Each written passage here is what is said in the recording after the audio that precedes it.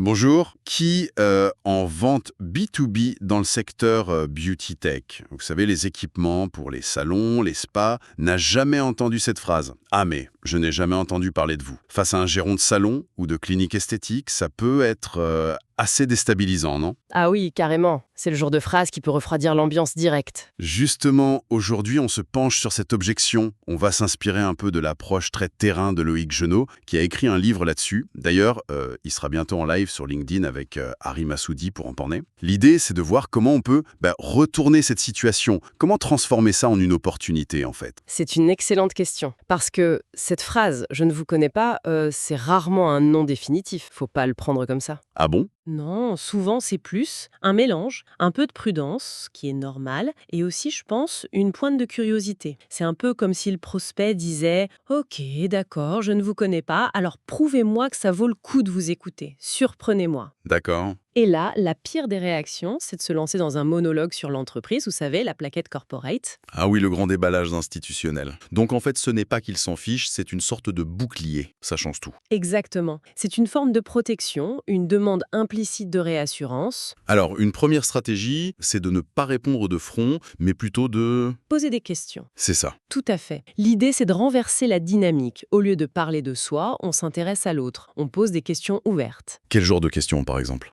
Des choses comme, justement, quelles informations spécifiques vous seraient utiles pour mieux nous évaluer? Ou sur quel aspect de nos technologies aimeriez-vous avoir plus de détails? Ou même, plus largement, qu'est-ce qui est vraiment prioritaire pour vous dans le choix d'un nouvel équipement ou d'un partenaire?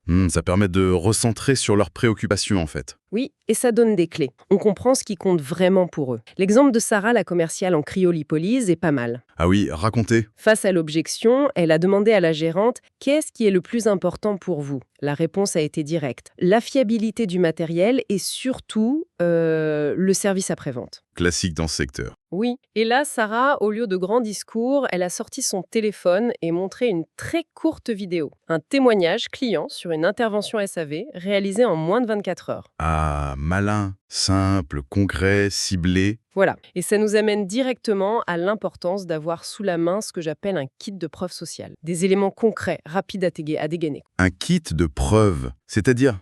Plusieurs choses. D'abord, rassurer sur la durée, la stabilité. Pouvoir dire, écoutez, on existe depuis 12 ans, on a notre propre R&D en interne, ou c'est une entreprise familiale qui a démarré en 1998. Ça pose une base solide. D'accord, montrer qu'on n'est pas une start-up qui va disparaître demain. Et ensuite... Ensuite, l'ancrage local, la proximité, c'est hyper important. Même si on est une marque internationale, il faut mettre en avant l'équipe technique en France, le centre de formation à Lyon, garantir une intervention en 48 heures ou même 3 heures si on est basé à Marseille et que le client y est aussi. Ça rassure, effectivement. Oui, et même transformer une petite taille perçue en avantage. Justement, notre taille nous permet une relation sur mesure plus agile. C'est ce qui a pu séduire par exemple un spa très exigeant comme celui du Martinez à Cannes pour développer des protocoles un peu exclusifs. Bien joué. Et j'imagine qu'il faut aussi des noms, des références concrètes. Absolument, c'est le troisième pilier. Fini les généralités du type « on équipe les plus grands ». Non, il faut être précis. Le Nux Spa des Champs-Élysées utilise cet appareil spécifique et ils ont constaté une augmentation de 35% sur leurs soins visage en 6 mois. Ça parle. Oui, c'est concret. Et on ajoute à ça des preuves visuelles. Un article dans une revue pro, comme les nouvelles esthétiques, des certifications CE médicales, FDS si c'est pertinent, des petites vidéos de formation, des témoignages clients, même une photo du stand sur un salon pro. Tout ce qui rend la chose tangible. Et les chiffres, vous en parliez? C'est une autre stratégie clé, j'imagine. Ah oui, les chiffres, ça a un poids énorme. Plutôt que le slogan « On est leader », balancer des données mesurables. On a 94% de satisfaction client sur Trustpilot, ou 87% de nos clients renouvellent leur équipement avec nous, ou encore 96% nous recommanderaient d'après une étude BVA. C'est plus crédible, forcément. Exactement. Et les labels aussi, type Calliope pour la formation ou des validations médicales spécifiques. Ça fonctionne comme un saut de crédibilité quasi immédiat. Très clair. Et parfois, une bonne histoire peut faire la différence, non? L'exemple de Marie, la commerciale en pressothérapie. Oui, excellent exemple. Elle rencontre un kiné super fidèle à une marque concurrente depuis des années. Objection typique, votre marque, jamais entendu parler, trop risqué pour moi de changer. La routine, quoi. Voilà. Et Marie, elle commence par montrer qu'elle comprend ses clients. Je comprends tout à fait votre prudence. C'est vrai, on est peut-être moins connu du grand public. Puis, elle sort la preuve massue. Par contre, cela fait 3 ans que nous équipons le Paris Saint-Germain. Ah oui, quand même. Et elle enchaîne. D'ailleurs, leur kiné en chef explique dans cette courte vidéo, elle montre la vidéo, pourquoi ils nous ont choisis. Ils parlent de séances 40% plus rapides. Et pour finir, elle propose un essai gratuit de l'appareil. Le coup du PSG.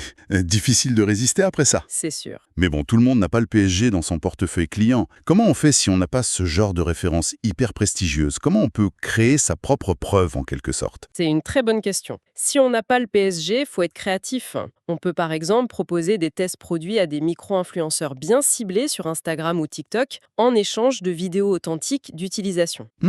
Intéressant. Ou encore mieux, nouer un partenariat avec un professionnel qui correspond pile à la cible qu'on vise. Lui mettre l'équipement à dispo gratuitement pendant un temps, et en contrepartie, soit il crée du contenu lui-même, ce qu'on appelle l'UGC, le User Generated Content, soit on vient filmer une sorte d'étude de cas chez lui. Montrer l'appareil en action dans un contexte réel. Exactement. Montrer l'appareil utilisé par quelqu'un qui ressemble au prospect avec des résultats concrets. L'important, c'est de générer de la preuve soi-même si elle n'existe pas déjà. Donc on peut activement construire sa crédibilité. Tout à fait. En résumé, cette objection « je ne vous connais pas », faut vraiment la voir non pas comme un mur, mais plutôt comme une invitation, une chance de démontrer sa valeur, sa crédibilité, sa pertinence. Ce ne sont pas toujours les plus connus ou les plus visibles qui l'emportent. Mais les plus crédibles et ceux qui savent le prouver au bon moment. C'est exactement ça. C'est une excellente synthèse. Et d'ailleurs, pour celles et ceux qui souhaiteraient aller plus loin, creuser ces techniques pour répondre à cette objection et à d'autres, et surtout poser leurs questions directement à Loïc Genot,